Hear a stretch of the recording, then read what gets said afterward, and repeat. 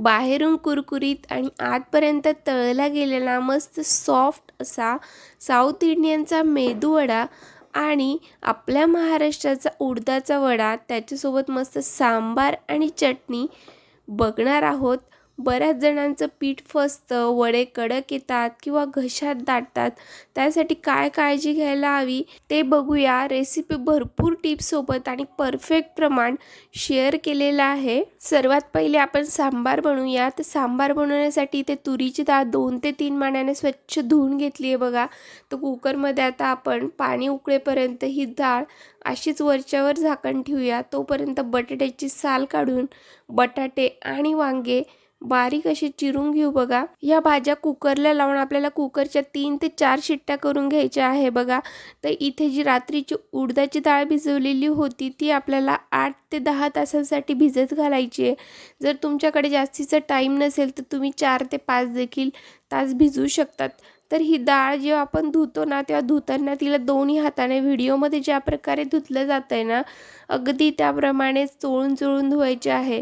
म्हणजे तिचा जो काही चिकटपणा असतो तो सर्व चिकटपणा निघून जाईल बघा। तर डाळ आपल्याला पूर्ण पांढरं पाणी निघेपर्यंत छान स्वच्छ धुवून घ्यायची आहे।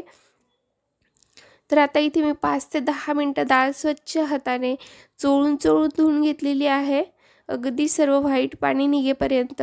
त्यानंतर त्या डाळीचं सर्व पाणी काढून आपल्याला मिक्सरमधून ही डाळ अगदी चिक्कन अशी वाटून घ्यायची आहे। तर डाळ वाटताना यात मिरची लसूण काहीही घातलेलं नाहीये, आपल्याला प्लेन डाळ अशी वाटून घ्यायची आहे। डाळ वाटल्यानंतर बघू शकता तुम्ही एवढी चिक्कन वाटलेली आहे। तर हातावर घेऊन ज्या प्रकारे दाखवलेले आहे त्या प्रकारे सर्व डाळ वाटून घेतलेली आहे एकदम चिक्कन। आणि यात आपल्याला आता चवीनुसार मीठ घालून 5 ते 10 मिनिटासाठी छान हे पीठ आपल्याला हाताने फेटून घ्यायचं आहे बघा। तर जेवढं हे पीठ आपण हाताने फेटू ना, तेवढं ते हलकं होईल आणि त्याच्यात छान हवा भरली जाईल। म्हणजेच आपले वडे एकदम हलके फुलके येतील आणि तेल देखील ते जास्त शोषणार नाही।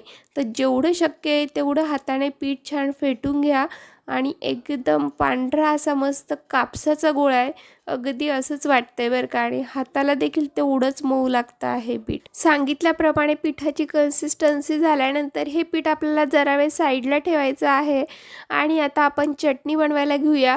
तर चटणी बनवण्यासाठी मी इथे हिरव्या मिरच्या तव्यावर भाजून घेणार आहे। तर इथे जवळपास आम्ही 8 ते 10 लोकांसाठी वडे बनवतो आहे। तर चटणीची देखील क्वांटिटी जास्त असणार आहे, त्याच्यासाठी शेंगदाणे आणि मिरच्यांची देखील क्वांटिटी जास्त घेतलेली आहे।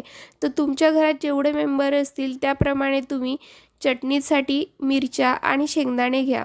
तर बघा शेंगदाणे देखील आपल्याला खरपूस भाजून घ्यायचे आहे, अगदी त्यांचा छान खरपूस सुगंध येईपर्यंत। भाजलेल्या मिरच्या आणि शेंगदाणे ताटामध्ये एका साईडला आपण थंड करायला ठेवू। तर तोपर्यंत आपण सांबाराची तयारी करूया। तर सांबार बनवण्यासाठी डाळीचा कुकर थंड झालेला आहे आणि फोडणीसाठी कांदा टोमॅटो बारीक चिरून घेऊया। तर बरं बारीक चिरलेला कांदा टोमॅटो सोबतच आपण बाकी फोडणीची तयारी करूया।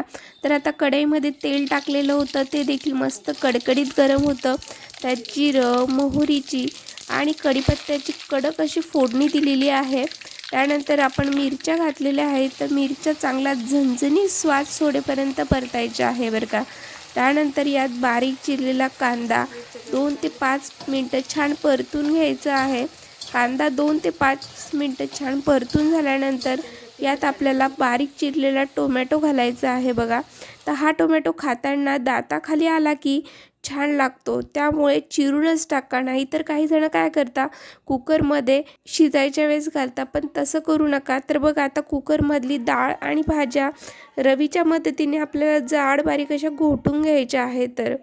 तर जाड बारीक घोटल्यामुळे त्यांचा स्वाद खूप छान येतो। एकदम चिक्कन अशा घोटू नका, म्हणजे अगदी आपण पावभाजीला जशा स्मॅश करतो त्याप्रमाणे स्मॅश करायच्या नाही आहे, फक्त आपल्याला थोड्याशा रवीने घोटून घ्यायच्या आहे, म्हणजे जेणेकरून त्या दाताखाली येतील आणि प्रत्येक भाज्यांची आपल्याला वेगवेगळी चव तोंडाला चाखता येईल बघा। इथे कांदा आणि टोमॅटो परतला जातो तोपर्यंत थंड झालेल्या मिरच्या आणि शेंगदाण्यांची चटणी बनवून घेऊया। तर त्याच्यासाठी आपल्याला लागणार आहे लसूण कढीपत्ता हिरवी मिरची, शेंगदाणे आणि चवीनुसार मीठ घालायचं आहे. त्याच्यासोबतच 2 चमचे दही घालायची आणि मिक्सरला मस्त फिरून घ्यायचे आहे बघा. तर जरा एकदा फिरवल्या गेल्यानंतर आपण यात थोडं पाणी घालायचं आहे, म्हणजे चटणीची कन्सिस्टन्सी थिक होईल आणि बारीक देखील दळली जाईल बरं का. आता चटणी व्यवस्थित दळली गेल्यानंतर शेवटी यात घालायची आहे भरपूर सारी कोथिंबीर. तर कोथिंबीर नेहमी शेवटीच घाला, ज्याच्याने आपली चटणीची कन्सिस्टन्सी आणि कलर खूप छान राहतो बरं का. चटणी जास्त क्वांटिटीमध्ये असल्यामुळे यात फक्त शेंगदाणे मिरच्या बारीक करेपर्यंतच पाणी घातलेलं होतं. तर चटणी ही घट्ट असल्यामुळे यात अजून पाणी घालून घेतलं आणि कन्सिस्टन्सी व्यवस्थित ॲडजस्ट करून घेतली. तर बघा या प्रकारे की आपल्याला ह्या कन्सिस्टन्सीची चटणी हवी आहे. तर चटणी आता बनवली गेलेली आहे इथे. तोपर्यंत आपण कांदा आणि टोमॅटो देखील इकडे परतला गेलेला होता. तर कांदा आणि टोमॅटो परतला गेला. यात आता आपण मसाले घालूया. तर त्यासाठी घातलेला आहे 3 चमचे लाल तिखट. सांबार बनवत असल्यामुळे इथे स्पेशल सांबार मसाला घालायचा आहे. तर मी तुम्हाला सांगेल की एव्हरेस्टचा सांबार मसाला यूज करा, ज्याच्याने स्वाद खूप छान येतो. तर बघा सांबार मसाला आणि चटणी व्यवस्थित परतून घ्यायची आहे. तर आता हे परतलं जातं आहे, तोपर्यंत आपण दुसऱ्या साईडला चटणीसाठी छान फोडणी बनवूया. तर त्याच्यासाठी कढईमध्ये मस्त जिरं, मोहरी आणि कढीपत्त्याची कडक अशी फोडणी दिलेली आहे आणि ती आपल्या चटणीमध्ये घातली. तर वा, इतका सुंदर असा घमघमाट घरामध्ये सुटलेला आहे ना. तर एकदम मस्त चटपटीत आपली चटणी तयार झालेली आहे. तर दुसऱ्या साईडला जे आपण फोडणी दिलेली होती तर त्याला देखील मस्त तेल सुटलेलं होतं. तर त्याच्यामध्ये ज्या आपण जाड बारीक स्मॅश केलेल्या ज्या भाज्या आणि डाळ होती ते देखील आपल्याला घालून घ्यायचं आहे फोडणीमध्ये. आणि हा आपला सांबार तयार आहे. पण या सांबारची कन्सिस्टन्सी ॲडजस्ट करायची आहे आणि घरातले जेवढे लोक आहे त्यांच्या प्रमाणाने आपल्याला सांबार बनवायचा आहे. तर बघा कन्सिस्टन्सी ॲडजस्ट करण्यासाठी यात मी थोडं कोमट पाणी घातलेलं आहे. तर घालायचं असेल तुम्हाला एक्स्ट्राचं पाणी तर कोमट पाणी घाला, नाही तर सांबाराची चव बिघडते बरं का. आता यात शेवटी घालायचं आहे चवीनुसार मीठ आणि सांबाराला छान अशी उकळी येऊ द्यायची आहे आपल्याला. सांबाराला उकळी आली म्हणजे गॅस लगेच लो फ्लेमवर करायचा आहे, म्हणजे तेल उडणार नाही. तर बघा दुसऱ्या साईडला लगेच आता मस्त तेल तापवायला ठेवलं आहे की ज्याच्यामध्ये आपण गरमागरम मेदूवडे काढायचे आहे.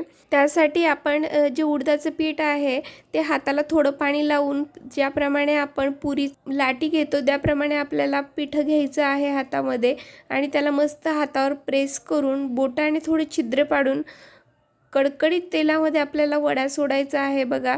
तर अगदी याप्रमाणेच आपल्याला बाकी सर्व वडे बनवून घ्यायचे आहे. हाताला नेहमी पाणी लावा, म्हणजे उडदाचं पीठ हे हाताला चिटकणार नाही.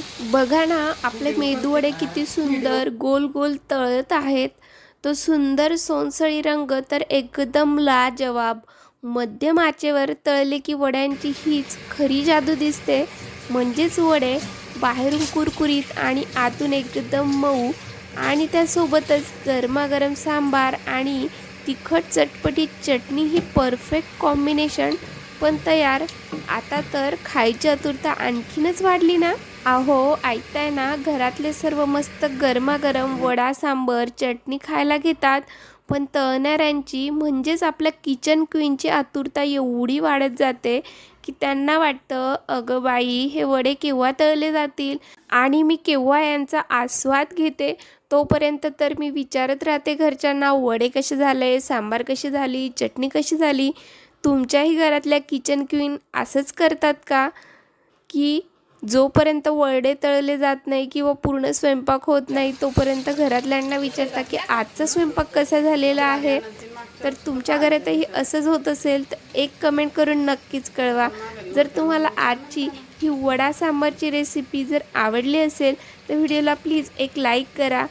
चॅनलवर जर पहिल्यांदा आलं असेल तर चॅनलला सबस्क्राईब करा आणि ही लाजवाब जबरदस्त वडा सांबारची रेसिपी एकदा नक्की ट्राय करून बघा. तर पुन्हा भेटूया लवकरच. तोपर्यंत मस्त खा, स्वस्त रहा. Bye bye.